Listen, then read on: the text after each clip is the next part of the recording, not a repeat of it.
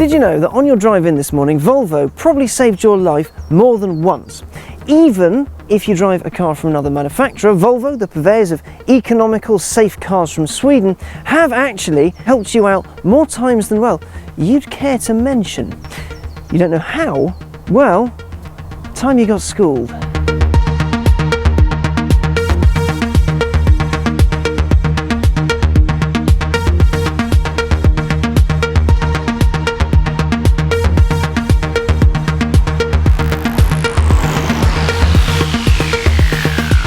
Volvo developed the first rear-facing child seat in 1964 and introduced its own booster seat in 1978, essentially there to make sure your offspring isn't harmed in a crash. See, Volvo doesn't only think about its customers, but its future customers as well.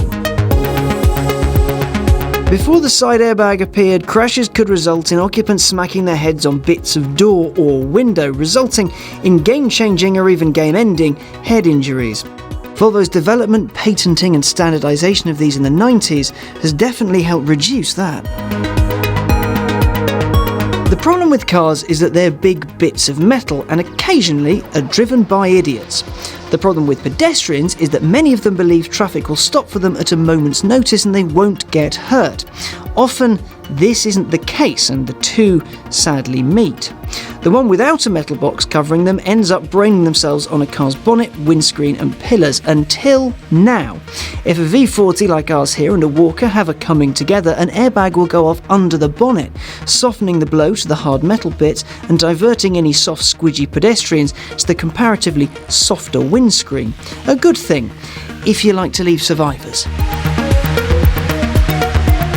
In 1927, Volvo got smart. The company noticed that the glass used in windscreen has a nasty habit of, in a crash, shattering and slicing the car's occupants to pieces. Now this is bad for two reasons. One, no one likes being sliced to bits, and two, there'd be no one left to buy a replacement Volvo post-crash. As such, Volvo introduced safety glass on its cars to keep its occupants from, dying. In 1944, the firm added laminated safety glass to stop more severe cases of death. Now that's smart thinking, because the survivors could buy another Volvo after their crashes. This is a biggie, a real biggie, because what Volvo did here was change the face of automotive culture the world over. In 1959, a 3-point seatbelt developed by Nils Bolin was fitted as standard to all new Volvo vehicles. Not only that, but rather than keep the patent for the 3-point belt to itself, or sell it off and make a ton of money, or force each manufacturer to come up with its own slightly different version, Volvo made the patent open so everyone could benefit from it. That's pretty awesome. A lot of people simply assume that all Volvo's about is safety and quite boring looking cars. And if you look at their track record, they might be slightly justified in that. They do have an exemplary safety record, as we've just proved. And if you look far back enough, well, they did rather excel at boxiness.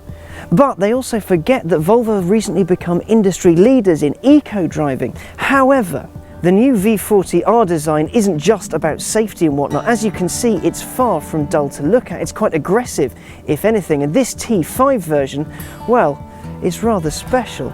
You see, it's got two exhaust pipes. It's got a 2.5 litre turbocharged 5-cylinder engine and 254 brake horsepower, which means it has the trousers to match the mouth's looks. Oh, one more thing. Sounds like thunder.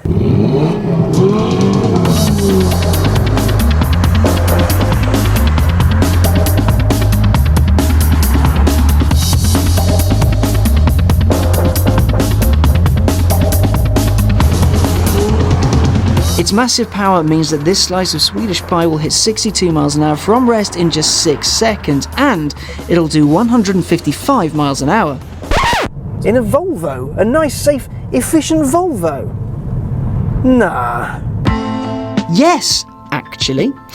Now, its engine may be familiar to you. It's remarkably similar to the one found under the bonnet of the last generation Ford Focus ST, much like the V40 chassis, actually.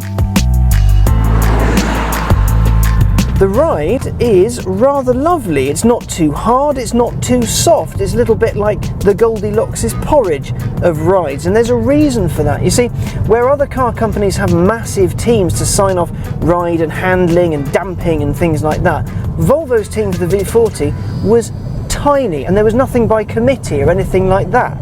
Small team, nicely sorted, works well. Perfect.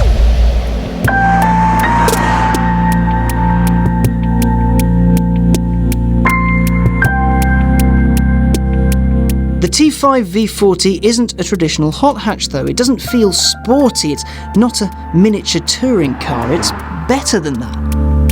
The T5 is simply a quick car. It's fast and it's comfortable. It's the kind of car you can drive up and down the country all day long at 9,000 miles an hour and not end up with a backache. And the V40 itself has nothing to prove. It's comfortable, it's good looking, it is quite quick, it'll give the boy racers a run for their money, but it's not too hardcore. This isn't the kind of car you'd expect Volvo to make, but because it can, it does. And that is pretty cool.